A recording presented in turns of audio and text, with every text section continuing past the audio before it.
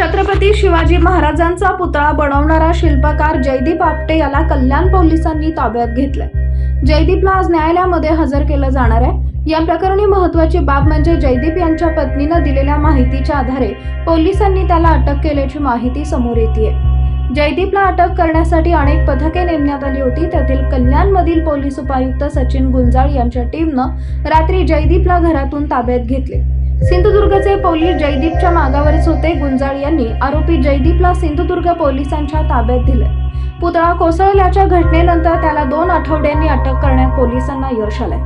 आरोपी जयदीप हा कसाऱ्यावरून लोकल ट्रेनने कल्याण रेल्वे स्थानकात येऊन पोहोचला होता।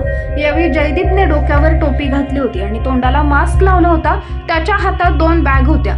त्याच्या राहत्या घरी कुटुंबाला भेटण्यासाठी तो निघाला होता, परंतु इमारतीच्या गेटवर पोलीस बंदोबस्त तैनात करण्यात आला होता। इमारतीमध्ये जाणाऱ्या प्रत्येक नागरिकांचे ओळखपत्र पाहिल्याशिवाय पोलीस इमारतीमध्ये कोणालाही सोडत नव्हते।